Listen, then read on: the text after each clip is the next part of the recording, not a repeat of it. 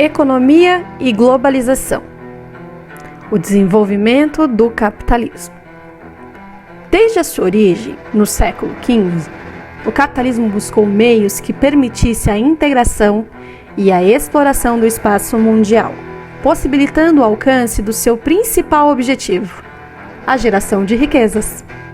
Podemos dividir o processo de desenvolvimento do capitalismo em 4 estágios: comercial, industrial, financeiro e tecnológico informacional.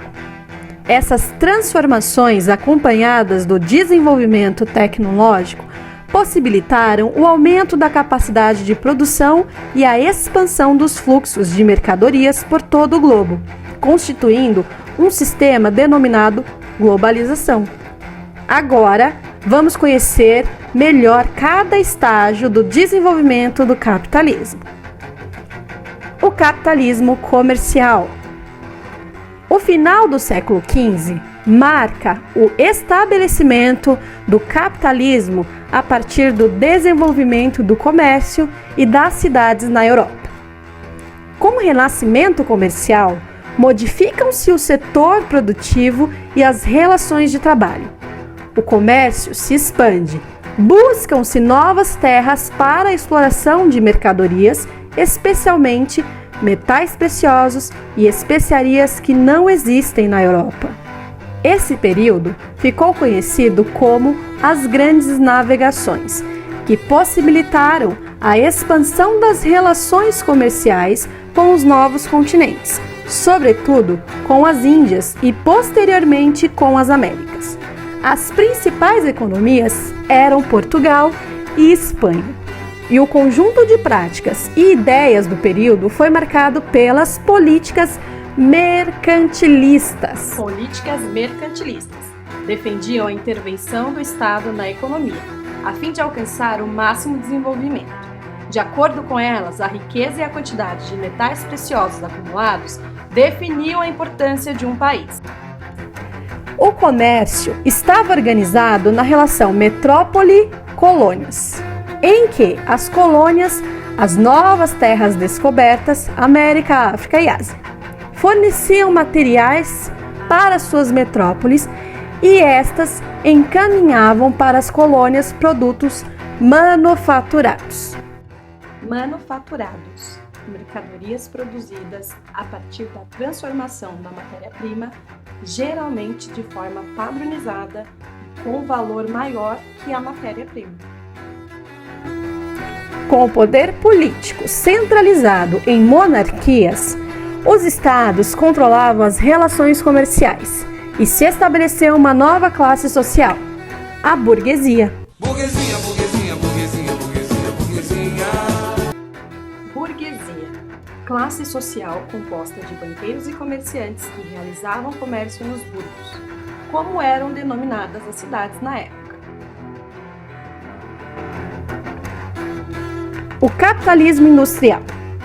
O período entre o final do século XVIII e o início do século XIX compreende uma etapa do capitalismo conhecida como industrial. Essa fase foi marcada por inovações tecnológicas fundamentais para o desenvolvimento da primeira revolução industrial na Inglaterra. A utilização do carvão mineral como fonte de energia, o invento da máquina a vapor e do tear mecânico aumentaram a capacidade de produção em larga escala, o que transformou as relações sociais e as formas de trabalho da época, ampliando a circulação de produtos industrializados e de pessoas. Nessa fase do capitalismo, a produção industrial tornou-se principalmente fonte de lucro e o trabalho assalariado se estabeleceu, substituindo o até então trabalho escravo. Marcou esse período também o uso intenso de fontes de energia, como o carvão, a eletricidade e o petróleo. O trabalho escravo não era mais interessante para os burgueses, os donos dos meios de produção, pois os escravos, além de apresentarem menor produtividade, não tinham renda para adquirir as mercadorias produzidas nas indústrias. Essa mudança provocou pressão sobre diversos países para que eliminassem a escravidão, substituindo o escravizado pelo trabalhador assalariado. Cabe destacar que o lucro, então, não se efetivava apenas pelas trocas comerciais, mas também no processo produtivo. Isso ocorria pelo fato de os trabalhadores assalariados, durante sua jornada de trabalho, produzirem mais do que o valor que lhes era remunerado. Esse excedente de produção ficava com o proprietário, constituindo a mais-valia. No capitalismo industrial, a cidade se consolidou no centro da economia e da política mundial. A introdução de novas tecnologias na produção agrícola ocasionou a perda de terras e de emprego da população de áreas rurais. Isso porque o espaço urbano industrial passou a transformar e a comercializar a produção do campo e a influenciar o deslocamento da população do campo para a cidade. Assim, a população urbana passou a crescer mais rapidamente que a população rural, formando grandes aglomerações urbanas onde estavam instaladas centenas de grandes corporações industriais. Foi também nesse período, mais especificamente no final do século XIX, que ocorreu a Segunda Revolução Industrial. Ela provocou grandes transformações na economia, como a utilização de novas formas de energia, no caso, eletricidade e petróleo, e invenções científicas, que no caso foram os telefones e o automóvel. Assim, com a implementação de novas relações de trabalho, como a especialização do trabalhador em uma etapa do processo produtivo, essas mudanças levaram à inserção de outros países como França, Alemanha, Estados Unidos e Japão nesse processo industrial. Diferentemente da mercantilista, essa fase do capitalismo foi caracterizada pela intervenção cada vez menor do Estado, pela consolidação do capitalismo como sistema econômico e pelo surgimento do liberalismo. Segundo os princípios liberais, a livre iniciativa e a lei da oferta e da procura visam ao maior lucro possível, e essa busca estimula os empresários a reduzir custos e investir em constantes inovações tecnológicas.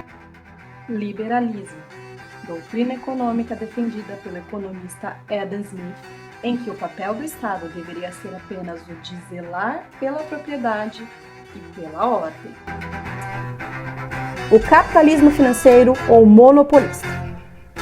Dentro da evolução do capitalismo, a etapa do capitalismo financeiro é considerada o momento de constituição dos grandes conglomerados empresariais, com a fusão do capitalismo industrial com o capitalismo financeiro, ocorrida entre o final do século XIX e início do século XX. Desenvolveu-se especialmente a partir do advento da indústria automobilística e do estabelecimento de uma economia monopolizada de indústrias e finanças, com a expansão e o surgimento de grandes corporações e empresas transnacionais. Transnacionais, empresas que têm sede em um país e filiais espalhadas pelo mundo, baseada na mecanização da produção e na diminuição dos custos. Assim, o desenvolvimento do capitalismo financeiro marcou a expansão do domínio dos bancos sobre a economia mundial, financiando e incorporando o setor industrial. A união do capital industrial com o capital bancário gerou o capital financeiro, que passou a conceder empréstimos a longo prazo e a fazer parte das empresas. Todo esse processo fez surgir os monopólios e oligopólios. Monopólios e oligopólios. Monopólio é caracterizado por uma empresa que domina o mercado de determinado produto ou serviço. Já no oligopólio, esse domínio provém de um grupo pequeno de empresas que passaram a controlar a produção e a venda das mercadorias industriais. Com o aumento da produção industrial, buscaram-se novos mercados consumidores, estabelecendo o avanço das potências europeias sobre a África e a Ásia, em um período conhecido como imperialismo. O território do continente africano foi dividido entre as potências europeias conforme os próprios interesses, não levando em consideração os povos que viviam no continente e as suas diferenças étnicas e culturais. A Conferência de Berlim foi realizada em 1885 e estabeleceu a partilha da África entre os países europeus. A França e o Reino Unido, potências econômicas do período, foram as maiores beneficiadas apropriando-se de importantes territórios. Essa situação não agradou a todos os países europeus, especialmente a Alemanha e a Itália, nações que estabeleceram sua unificação territorial tardiamente. A grande concentração de capitais, a superprodução, a liberdade excessiva dos mercados e a pouca intervenção do Estado levaram à crise de 1929 com a quebra da Bolsa de Valores de Nova York. Essa crise abalou o capitalismo, com a diminuição da produção, o aumento do desemprego e a falência de muitas empresas. Com esse cenário, o Estado voltou a atuar e regular a economia por meio do que ficou conhecido como a doutrina keynesiana. Doutrina keynesiana, conjunto de ideias criadas pelo inglês John Maynard Keynes, que consiste na intervenção estatal na economia por meio da implementação de programas de intervenção pública, social e de políticas protecionistas.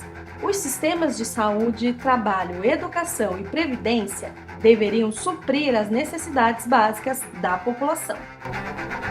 Nos Estados Unidos, as medidas intervencionistas do Estado foram implementadas pelo presidente Franklin Roosevelt, com a criação de empregos em obras públicas, do seguro-desemprego, da regulação dos preços industriais e agrícolas, além do apoio ao pequeno agricultor e empresários.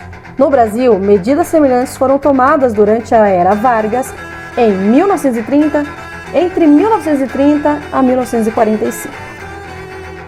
Foi no período do capitalismo financeiro que ocorreu a independência da maioria das nações africanas e asiáticas.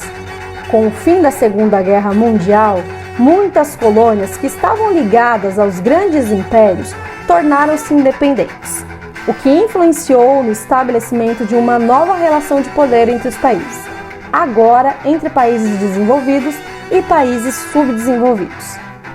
Com a independência dos países do mundo subdesenvolvido e a formação de grandes oligopólios nos mercados, as indústrias transnacionais passaram a instalar unidades e a produzir nesses territórios.